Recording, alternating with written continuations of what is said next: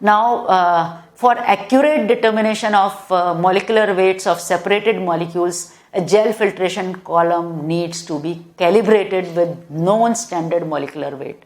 So for this purpose, a calibration curve is drawn by plotting the logarithm of molecular weight of the standard proteins against their respective KD.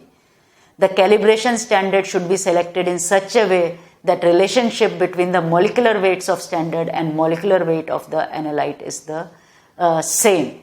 And there are numerous factors which affect the separation quality in gel filtration, and then important factor include column dimensions. I have already told you that column should be long. If it is broad, you may not get good separation. Selection of media is important. If you are doing gel filtration chromatography for the first time, don't know about the molecular weight of the compounds to be separated, it is better to use media with a wide range.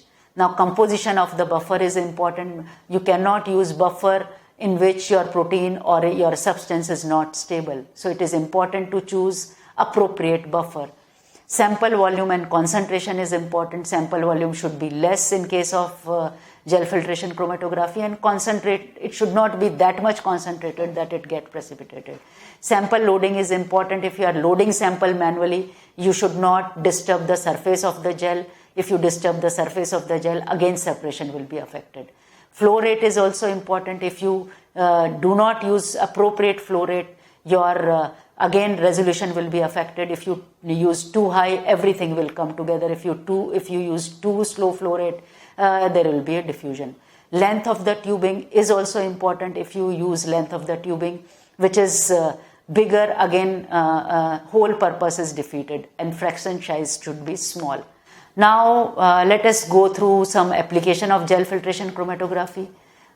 First application is molecular weight determination. Gel filtration chromatography is widely applied for determination of molecular weights of protein.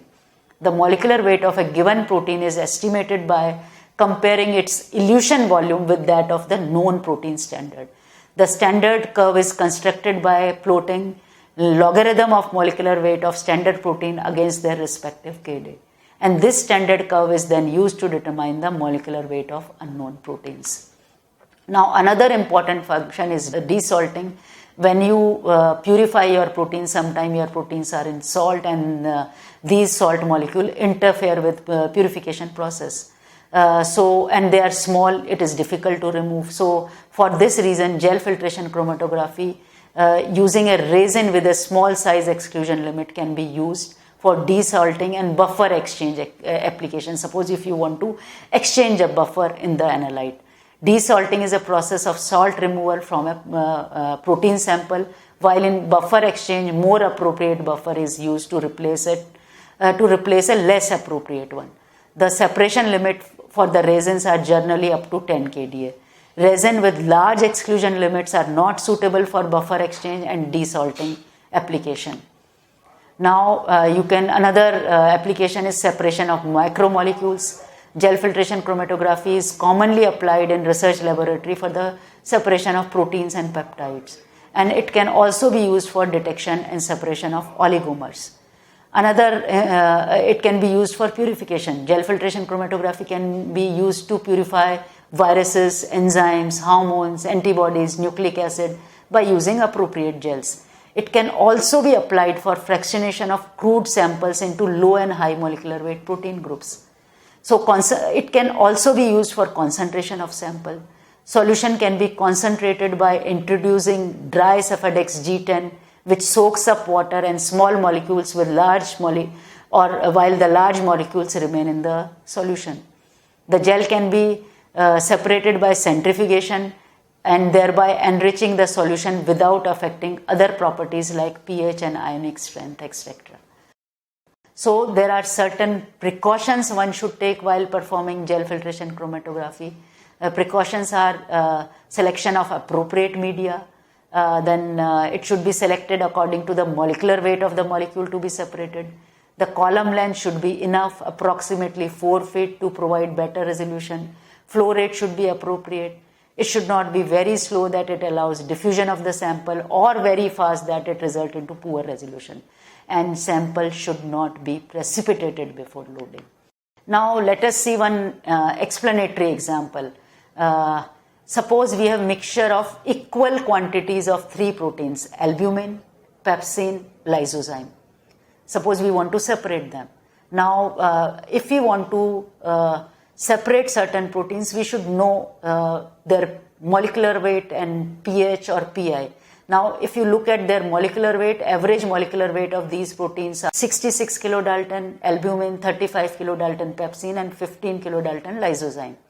Now, for this, we have to choose a column. We have to choose a column which can, since we are doing it for the first time, so let us choose a column which is having wide range. So, we have choose here pre-made cefacryl S100 column. And its bed volume is around 320 ml, and it has a resolving range of 1 to 100 kilodalton. As the molecular weight of our proteins are within this range, this resin can be used. After column preparation according to the method described in the test and as per the manufacturer recommendation, the sample is loaded onto the column and the fractions are collected.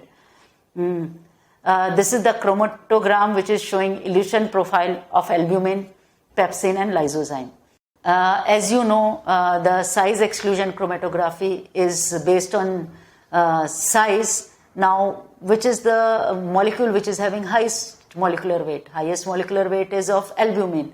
So now what will happen? Albumin will come out first. Second highest molecular weight is pepsin. So now pepsin will come out after albumin. And lowest molecular weight is of lysozyme. So lysozyme will exit the column in the last. So as lysozyme is the lightest, the smallest molecule in our mixture, it will travel the slowest. So it can access the maximum number of pores in the column, and hence the elution volume is the largest. Therefore, it will exit the column in the end. As pepsin is intermediate compared to albumin and lysozyme, it will exit after albumin and before lysozyme. Now let us compare gel filtration chromatography, ion exchange chromatography and affinity chromatography. As you have already learned, gel filtration chromatography is based on separating molecule on the basis of their molecular size and weight alone, while in case of ion exchange chromatography, it is based on their charge, while affinity chromatography is based on the affinity of the molecular weight. If you want to separate some molecular weight by gel filtration chromatography, the molecular weight or size of the molecules of interest should be different. You cannot separate two molecules which are having same size.